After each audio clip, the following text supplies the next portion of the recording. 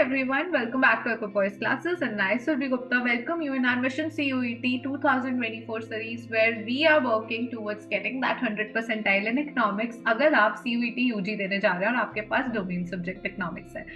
ये हमारी 17th video है, यानी इस सीरीज में ये पार्ट 17 है। अगर आपने पहले का कोई भी पार्ट नहीं देखा है तो एक सेपरेट प्लेलिस्ट बनी हुई है मिशन CUET के नाम से, आप जाइए एंड कोई पार्ट मिस मत करिए। ऑल्सो मैं उसका लिंक आपको डिस्क्रिप्शन बॉक्स में दे दूंगी, तो आप डिस्क्रिप्शन पे जाके ही सीधा क्लिक कर सकते हैं। No need to find the playlist. And इस वीडियो में हम एक केस स्टडी करने वाले हैं जो गवर्नमेंट बजट पे आई थी everyone. So let's just quickly move ahead. You if you want to know me you can pause and read. And this is my score card everybody. I appeared in 2023 का CUET exam. Obviously अभी तक 2 ही बार हुआ है, 2022 में हुआ है। And I have been a CUET specialist. दोनों साल ही मैंने बहुत डिटेल में काम करा है। And I think I created a lot of mocks and workbooks and everything. I was associated with a prestigious institute which I won't name, but वहाँ से मैंने बहुत कुछ सीखा है and I think now I am here. जब मैंने ये सब करा था तो 2023 में काफी स्टूडेंट्स ने कहा कि my mocks resembled actually 90% of the paper, for which I was there to myself give the exam to see how close I was, and definitely you can see domain subject and I got 100 percentile, which means you can trust me. Okay, this is the agenda. Pause and read. This is syllabus. कौन सी website से आ रहा है, सारी detail screen पर है। Question पे आ जाते हैं everyone.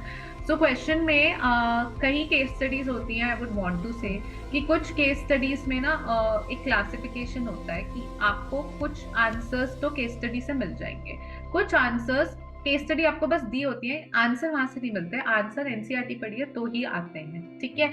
So let's see. Budget document relates to the receipts and expenditure of the government for a particular financial year, ठीक है। You should know the difference between financial year and calendar year. I am assuming you know. If you know comment कि financial year क्या होता है, calendar year कब तक होता है। The impact of it will be there in subsequent years.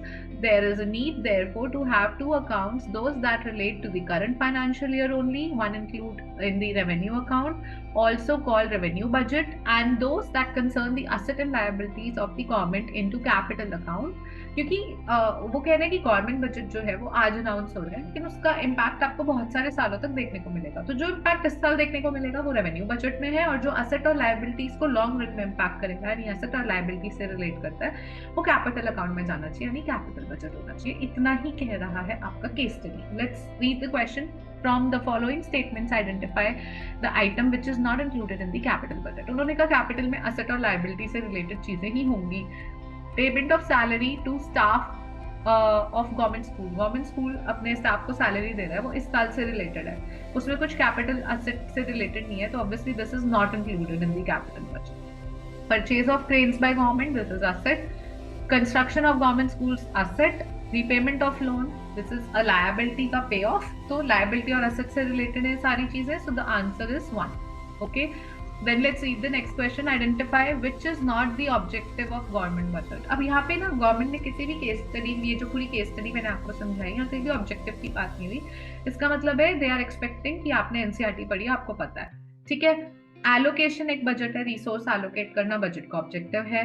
Redistribute करना budget का ऑब्जेक्टिव है। स्टेबलाइज करना बजट का ऑब्जेक्टिव है। स्टरलाइज करना ये बजट का कोई ऑब्जेक्टिव नहीं है, स्टरलाइजेशन।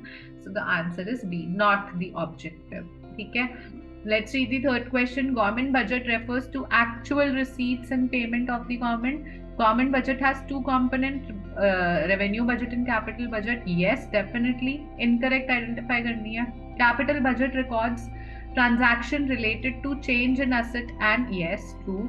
मतलब ये T है, ये T है, true है, correct है, ठीक है। Revenue budget has two components, revenue receipt and revenue expenditure, which is also again true. तो incorrect statement कौन सी हुई? Government budget refers to the actual receipt. Actual नहीं होता, estimated होता है। हम estimate कर रहे हैं इतना होगा आने वाले साल में, ठीक है। Actual नहीं बात कर रहे हैं हम। Actual कहाँ पे होता है? इकोनॉमिक सर्वे में पता चलता है। Okay, then you can see, ये आपको यहाँ पे दिया भी है कि बजट के बारे में एनसीईआरटी में सारा कुछ दिया है, so you can read. Then we move to our last question. Budget deficit is best depicted by. Budget deficit क्या होता है? Budget deficit होता है कि जो आपका दो अकाउंट कौन से होते हैं बजट में? कैपिटल बजट अकाउंट होता है और रेवेन्यू बजट होता है, ठीक है। इसको हम टोटल भी कह देते हैं। तो जब आपका टोटल जो एक्सपेंडिचर है वो ज्यादा है टोटल रिसीट से, तो आप खर्चा ज्यादा कर रहे हो टोटल में लाके, जितना आपके पास आ रहा है उससे कहीं ज्यादा, यानी आप टोटल बजट डेफिसिट में हो। तो budget deficit is best depicted bye, ये जो रेवेन्यू एक्सपेंडिचर और रेवेन्यू रिसीट है, ये रेवेन्यू डेफिसिट है, ठीक है। हमें बजट डेफिसिट देखना है, capital expenditure minus capital receipt excluding borrowing होता है वैसे, तो वो आपका कैपिटल, ये मतलब ये गलत है। Then revenue expenditure total receipt, no this is wrong, our correct answer is 3। Total expenditure greater than total receipt is what we call as budget deficit. So this is also an NCERT. You can see, required when tax collection exceeds, this is surplus. However, most common feature situation is expenditure exceeds revenue. Okay, this is your budget deficit, even in the NCERT. So I hope you like this video everyone.